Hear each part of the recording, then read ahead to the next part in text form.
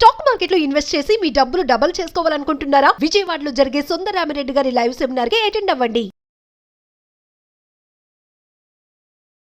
నమస్తే అన్వర్ గారు. నమస్తే మేడం. సో దేవి నవరాత్రులు చాలా మందికి చాలా ఫేవరెట్ అని చెప్పొచ్చు. అండ్ దాంతోపాటు ఈ మాసాంతం మనం చూసుకుంటే ఆధ్యాత్మిక మాసం అని చెప్తారు.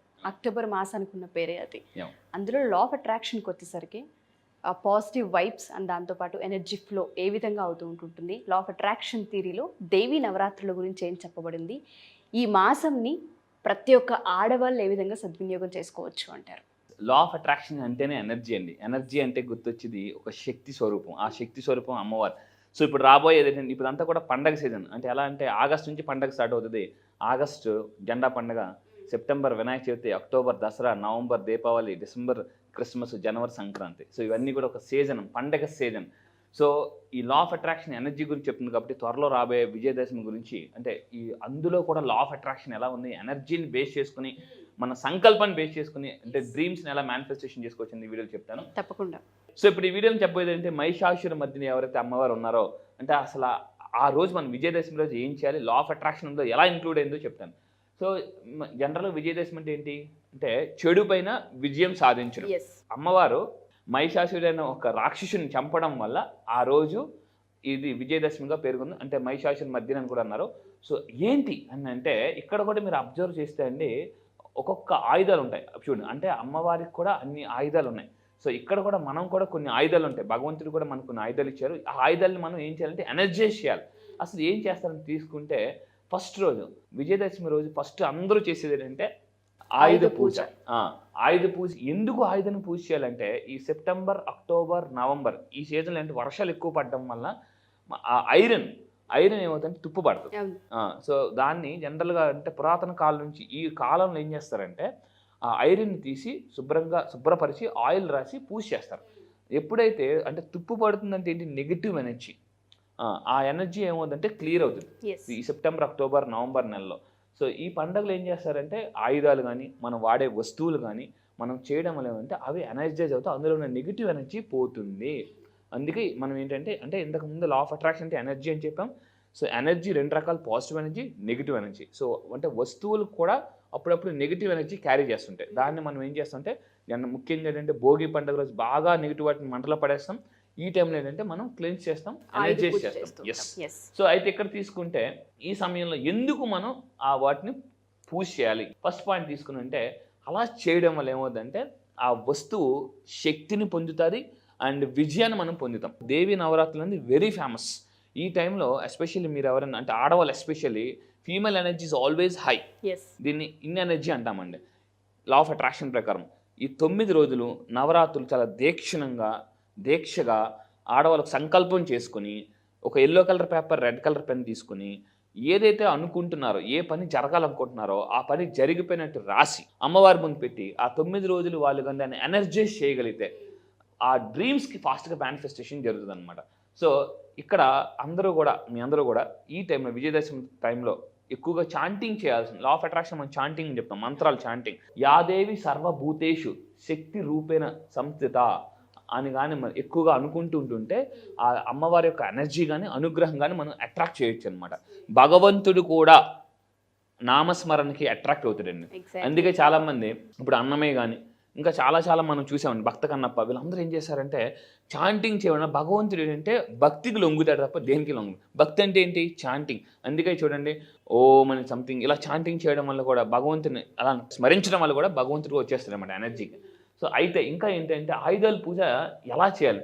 సో మనం ఏదైతే రెగ్యులర్గా వాడుతున్నాం, దేనివల్ల మనకి బిజినెస్ వస్తుందో, జనరల్గా ఆ టైంలో ఇప్పుడు మన ఆటో చేస్తుంటారు, అంటే రైతులు ఆ పనిముట్లు చేస్తుంటుంటారు, కార్లు ఉన్న వాళ్ళు కార్లు చేస్తుంటుంటారు. ఇలా చేయడం వల్ల ఏమవుతుందంటే, అంటే పండగలు కూడా మనకి ఎందుకు వస్తుంటాయి అంటే, అప్పుడు కొన్ని పండగలు అప్పుడు ఏం చేస్తారంటే ఇంట్లో బూజులు దులుపుతారు, ఇల్లు నీట్గా పెట్టుకుంటారు.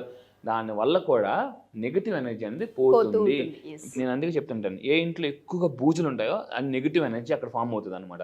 అందుకే ఇల్లు అనేది ఎప్పటికప్పుడు నీట్గా ఉంచుకోమని ఇంతకుముందు మన వీడియోస్ చాలాసార్లు చెప్పాం. ఇలా చేయడం వల్ల ఏమవుతుందంటే ఎవ్రీథింగ్ ఈజ్ ఎనర్జీ. ఇవి ఎనర్జైజ్ అవ్వడం వల్ల ఇన్కమ్ అనేది పెరుగుతుంది ఆటోమేటిక్గా. ఇంకా మీరు తీసుకుంటే స్టూడెంట్స్కి, అంటే ఒక స్టూడెంట్కి ఆయుధం ఏంటి, పెన్ను, బుక్స్. అంటే స్టూడెంట్స్ కూడా చదువు రావాలంటే మనం పూజ చేయాలి. అందుకే పురాతన కాలంలో కూడా ఆయుధాలు వాడేటప్పుడు ఫర్ ఎగ్జాంపుల్ ఏదైనా బాణం వేసినప్పుడు కూడా దాన్ని ఇలా పెట్టుకుని దాన్ని బ్లెస్ చేసి లేదా దాన్ని ఎనర్జైజ్ చేసి ఆ బాణం వదిలేవారు. అప్పుడు దానికి పవర్ వస్తుంది అనమాట. సో స్టూడెంట్స్ కూడా చాలామంది అంటే దేవుడి దగ్గర మనం ఎస్పెషల్లీ వినాయక చవితి నుంచి స్టార్ట్ అవుతుందండి. వినాయక చవితి ఇలా ఈ వినాయక చవితి దసరా దాంట్లో కూడా స్టూడెంట్స్ కూడా పుస్తకాలు వీటిని కూడా ఎనర్జైజ్ చేయడం వల్ల కూడా చిన్నప్పుడు మా సార్ ఉన్నవారు, ఒరే నీకు సరిగ్గా చదువు రాకపోతే పుస్తకాలు తలకని పెట్టుకుని పడుకోరా అనేవారు.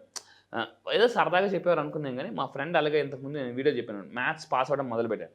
ఏమవుతుందంటే మనం ఎప్పుడే తల కింద పెట్టుకుని పడుకుంటుంటామో కొన్ని ఆ ఎనర్జీస్ కూడా మన సబ్ కాన్షియస్ మైండ్ హిట్ చేస్తుంది అనమాట. అండ్ ఇంకా తర్వాత తీసుకుంటే అండి ఎస్పెషల్లీ ఆడవాళ్ళు ఎండలో ఒక మనిషి ఆరోగ్యాన్ని డిటర్మిన్ చేసేది ఫుడ్.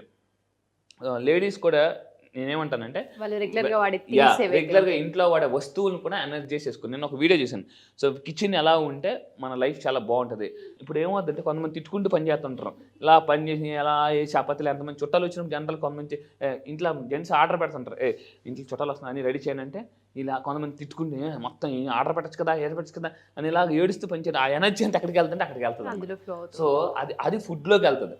ఎప్పుడైతే ఈ టైంలో కూడా దాన్ని ఎనర్జైజ్ చేసుకున్నా అంటే లా ఆఫ్ అట్రాక్షన్ ఏం చెప్తుందంటే ఏ వస్తువు ద్వారా మనం లాభం పొందుతున్నామో ఆ వస్తువు కృతజ్ఞత చెప్పడం, దాన్ని మనం ఎనర్జైజ్ చేయడం అనేది చాలా ముఖ్యం. ఫర్ ఎగ్జాంపుల్ మనం రోజు మార్నింగ్ లేదా మొబైల్ పట్టుకుంటాం, ఎప్పుడైనా మొబైల్ థ్యాంక్స్ చెప్పాం అప్పుడు ఏమవుతుందంటే ఏదో ఒక రోజు మొబైల్ పోతుంది లేదా పగిలిపోతుంది. అప్పుడప్పుడు నా మొబైల్ ఎక్కడ పెట్టిన మిసిరికలు అని అంటుంటారు. అప్పుడప్పుడు మొబైల్ కూడా గుర్తు చేస్తుంటుంది నేను ఉన్నాను అని. దాని తర్వాత అండి ఈవెన్ ఎస్పెషల్లీ ఇప్పుడు భగవంతుడి తర్వాత ఎక్కువగా అందరూ చేతులెత్తి మొక్కేది ఎవరంటే డాక్టర్స్. కరోనా టైంలో అయితే ఇంకా మామూలుగా కాదు. సో డాక్టర్స్ వాల్యూ ఇంకా బాగా అర్థమైంది.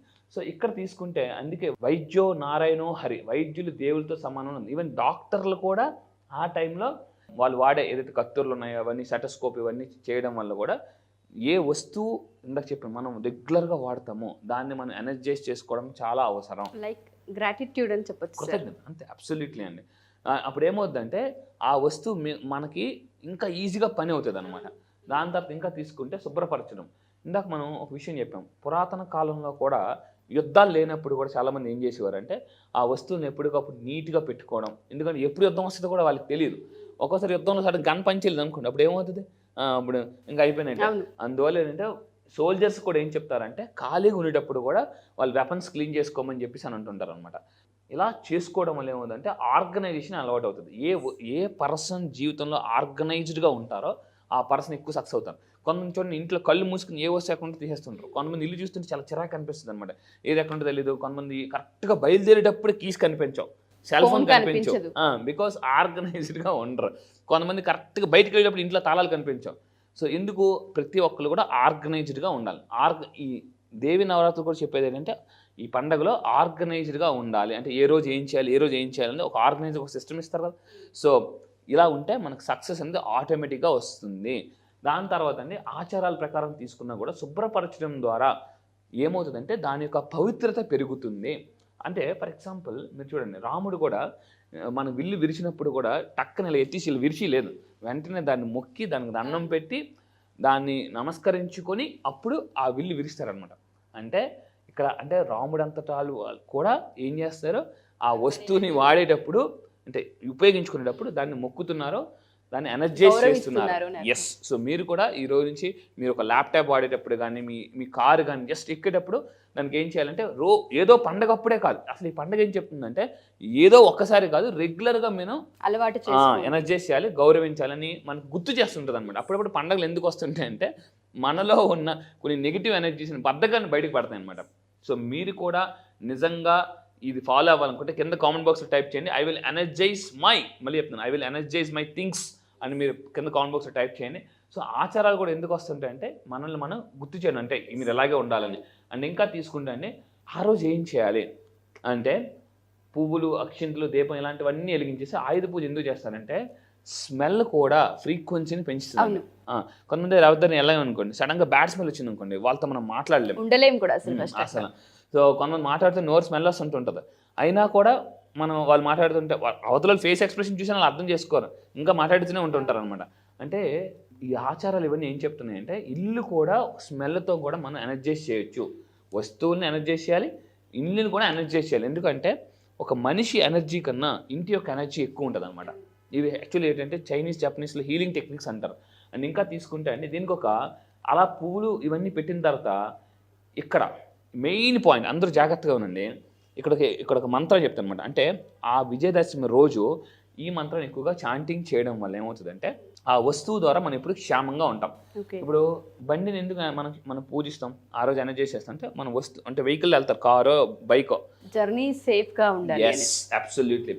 అప్పుడు మనం పూజించినప్పుడు శ్రీ క్షేమకరాయ నమః అని అనుకుంటే మనం దీన్ని అలా ఎక్కువగా అనుకుంటుంటే అంటే ఆ వస్తువుని పూజించినప్పుడు ఎనర్జైజ్ చేసినప్పుడు అనుకుంటే ఆ వస్తువు ద్వారా మనం ఎప్పుడు క్షేమంగా ఉంటాం. అండ్ ఇంకా తీసుకుంటేనండి ఆయుధ పూజ చేయడం వల్ల కలిగే శాంతి లభిస్తుంది.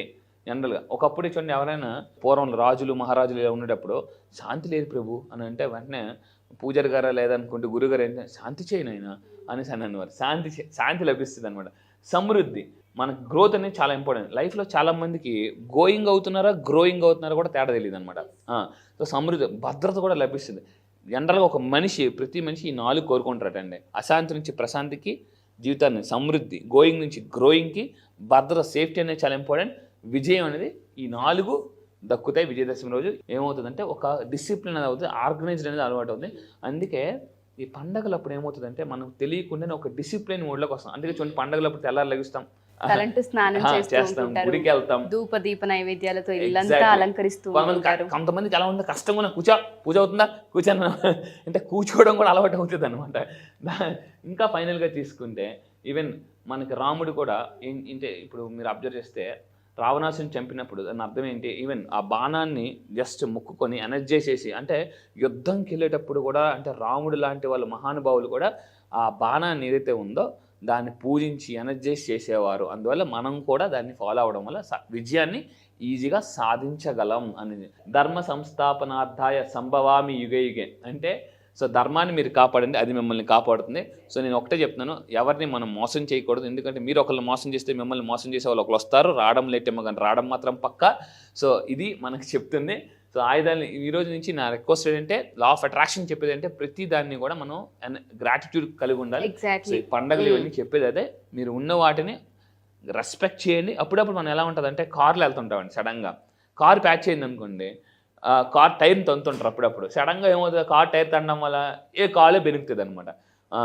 అంటే అప్పుడప్పుడు మనం వస్తువుల మీద కోపం చూపిస్తుంటూ ఉంటాం.